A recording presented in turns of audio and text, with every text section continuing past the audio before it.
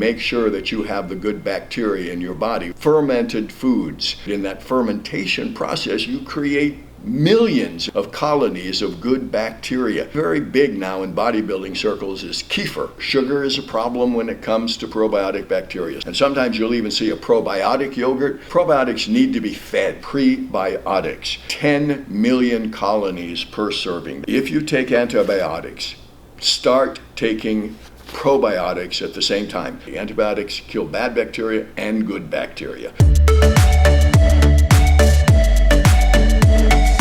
Cary Nosler here, health and longevity researcher for Enhanced Athlete, and this is Probiotics Part 2.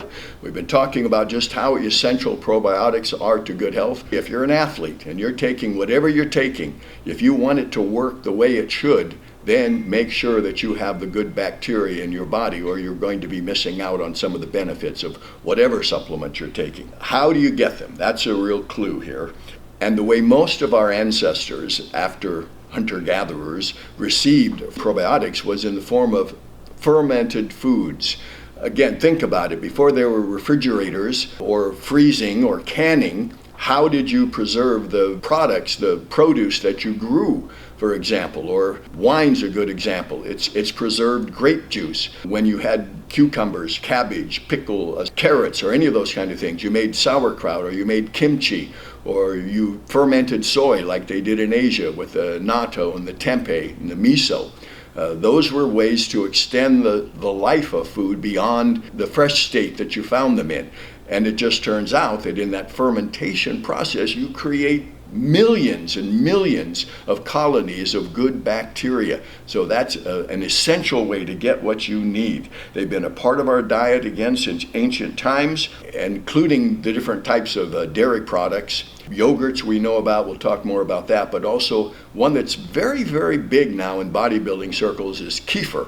Kefir. That's another type of fermented milk that contains specific probiotic bacteria that really help with digestion and the utilization of protein. That's where it really shines. So kefir is kind of the rising star, you might say, among dairy products for fermented foods. Up until about 100 years ago, before we got into all the different freezing and canning and those kind of things, fermented foods were the way we got these kinds of things.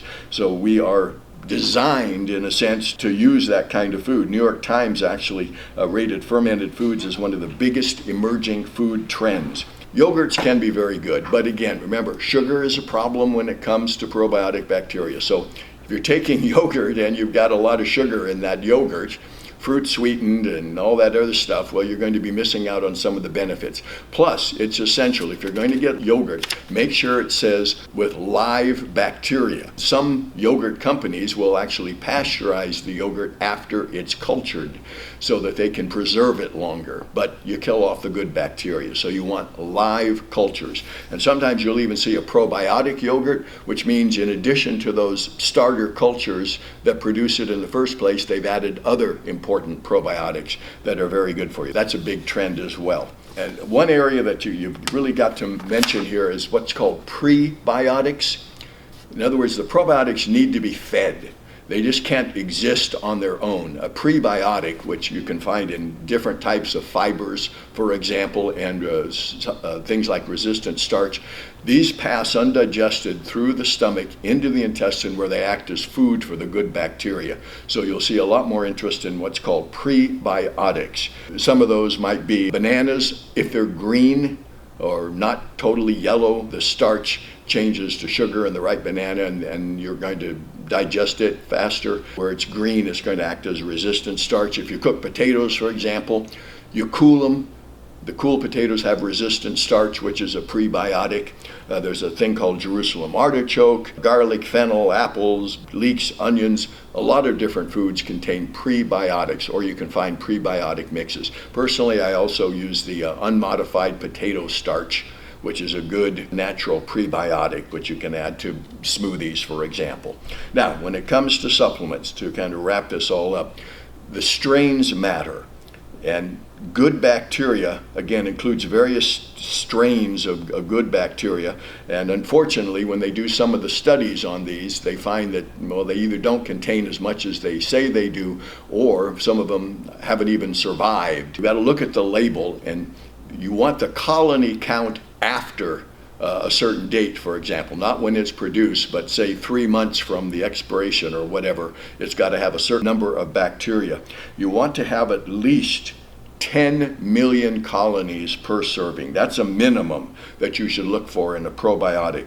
And what I would suggest is that you look for multiple strains, because again, there's all kinds of good bacteria, and while 1 or 2 of them might be beneficial, in the long run you're going to need to supply many different kinds of bacteria. So personally, I take probiotic strains that contain like 50 billion colonies or 100 billion colonies in that sense, so I can get more into the body, make sure that more survive. If you're going to take them, well, you can take them anytime you want. Generally in the morning is better. Some of them will say that you can take it with food. Some of them say you should take it away from food. So look at the label and make sure you do it right. And last thing, if you take antibiotics, start taking probiotics at the same time. Not the same time you take an antibiotic, because then you'll have a problem with its effectiveness, but during the day away from the antibiotic. Make sure you take a probiotic and keep taking the probiotic for at least 2 weeks after you stop the antibiotic activity. Antibiotics kill bad bacteria and good bacteria, so you've got to make sure that you replace the good stuff.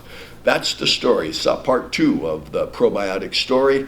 Again, look for supplements, look for fermented foods, and look for good sources of prebiotics if you want to maintain health to the highest degree. Cary Nosler, health and longevity researcher for Enhanced Athlete. Coach Trevor, Tony Hughes, love the fam, staying true. E18, we the baddest. Nobody can outlast this. Wait up.